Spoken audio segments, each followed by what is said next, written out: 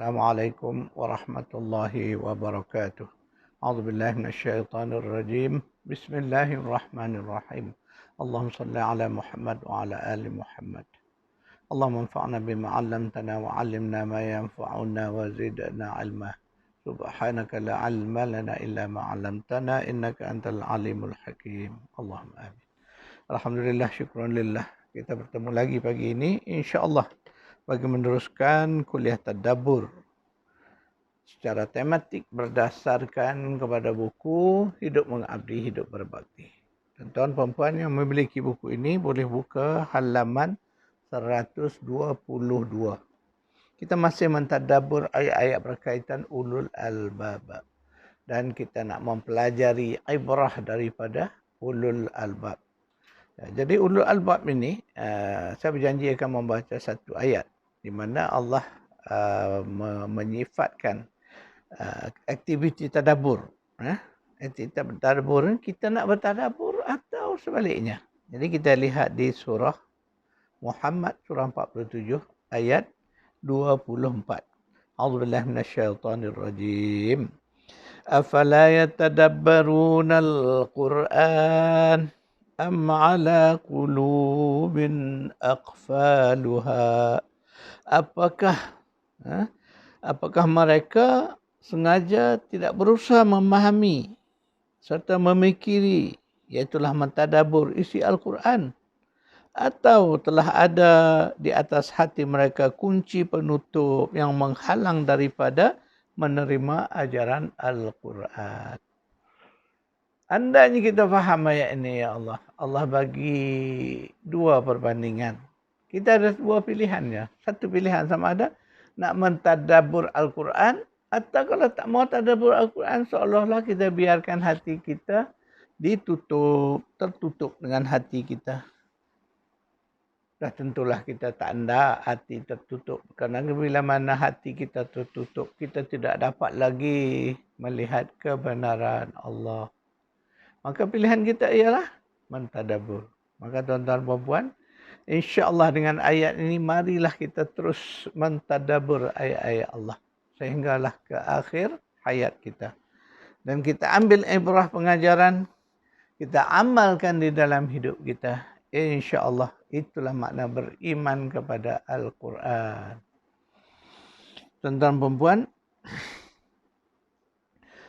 mari kita melihat bagaimana ciri orang-orang ulul albab tadi. Mereka ini sentiasa berfikir, merenung, memerhati, mengkaji, menyelidiki segala ciptaan Allah yang terjangkau oleh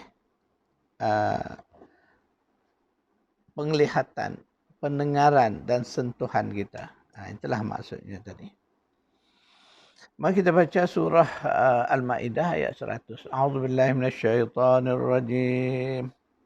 Fattaqullaha ya ulil albab la'allakum tuflihun. Oleh itu bertakwalah kepada Allah, wahai ulul albab, supaya kamu menjadi orang-orang yang mendapat kejayaan, memperolehi kemenangan. Ayat ini tuju khusus kepada ulul albab. Sebab tu Allah kata kita nak berjaya ni, makna kena jadi ulul albab. Terutama di bidang ilmu. Sebab apa? Ciri-ciri ulul albab ini, itulah yang diguna pakai dalam bidang kesarjanaan, dalam bidang akademik. Kita menggunakan pendekatan ulul albab, iaitu belajar membaca, mengkaji, meneliti, buat research, buat penyelidikan. Semua itu adalah ciri-ciri ulul albab. Jadi sebab itulah Allah sebut, kalau nak berjaya baik dalam kehidupan di dunia, apalagi di akhirat, kita kena menjadi ulul albab. Sebab apa Allah sebut? Supaya la'allakum tuflihun. Supaya kamu semua, wahai ulul albab, akan memperolehi kejayaan. Dengan bertakwa mereka digolongkan sebagai wali-wali Allah yang sentiasa mendapat perlindungan Allah. Ini yang maksud wali tadi. Wali-wali ni kita kait dengan orang-orang yang darjatnya tinggi di sisi Allah. Mereka sentiasa hidup di dalam perlindungan Allah.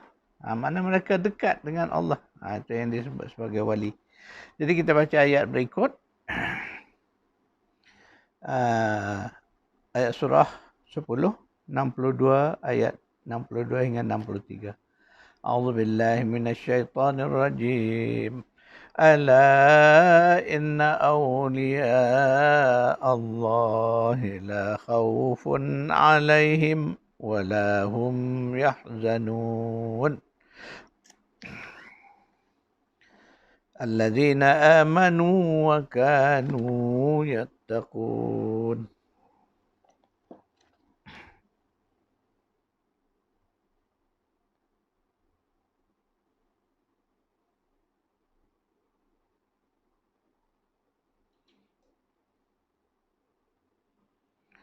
Itulah ayat dari surah Yunus, surah 10. Di mana Allah kata, ketahuilah sesungguhnya wali-wali Allah, awliya Allah itu la khaufun alaihim. Mereka tidak ada perasaan takut. Walahum yahzanun, dan mereka itu tidak berduka cita. Kenapa? Karena mereka ini hatinya sentiasa yakin bertawakal kepada Allah. Allazina amanu wa kanu yattaqun. Mereka itu wali-wali Allah itu ialah orang-orang yang beriman serta mereka sentiasa bertakwa. Nampak?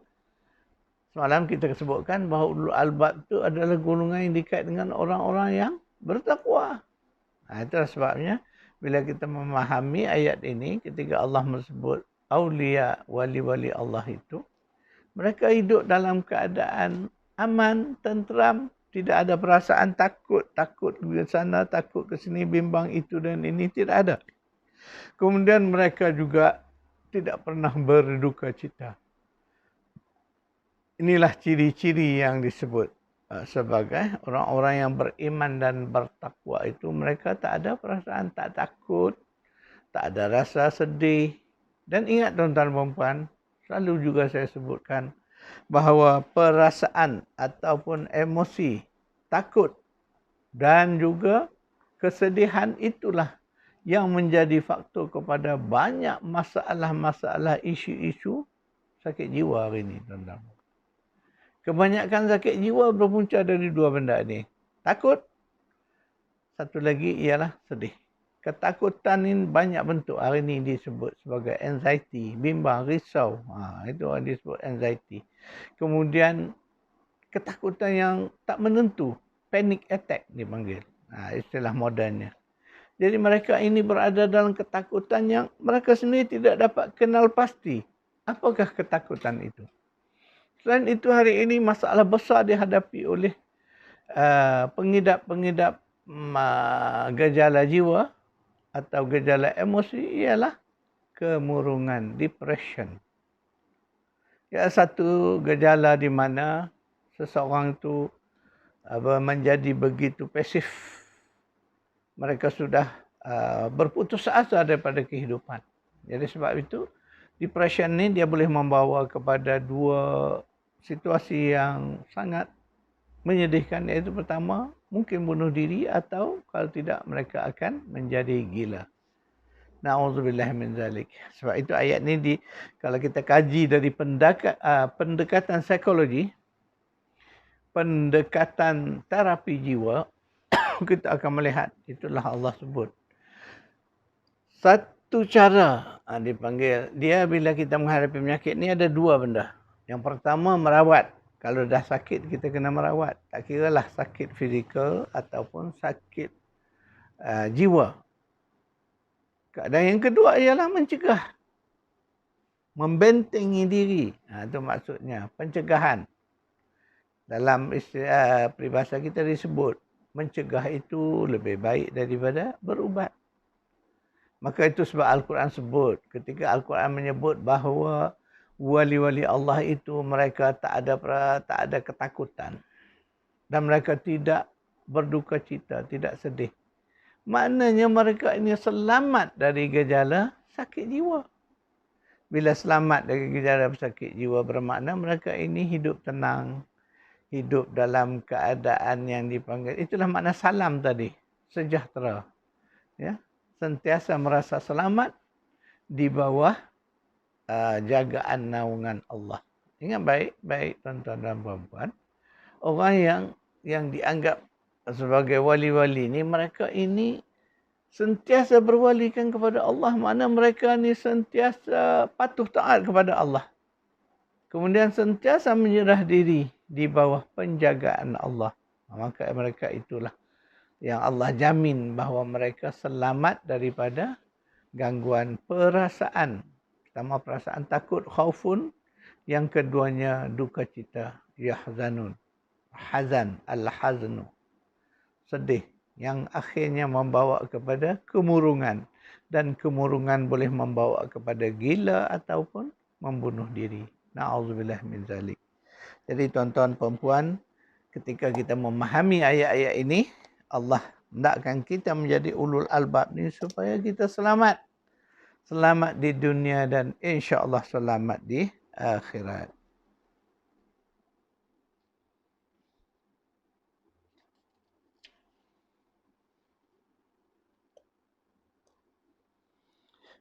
Tuan-tuan perempuan, sekadar itu dulu kuliah kita pada pagi ini. InsyaAllah kita bertemu lagi. Ya. Saya akan bagikan catatan ayat yang kita baca pagi ini.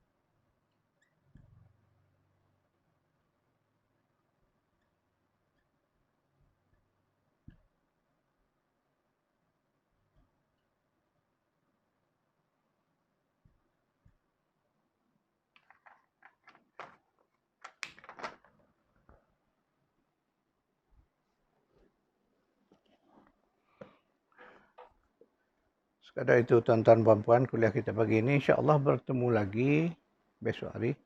A'udzubillahi minasyaitonirrajim. Bismillahirrahmanirrahim. Rabbana atina fid dunya hasanah wa fil akhirati hasanah wa qina adzabannar. Sallallahu ala Muhammad wa ala alihi wa sahbihi ajma'in. Walhamdulillahi rabbil alamin.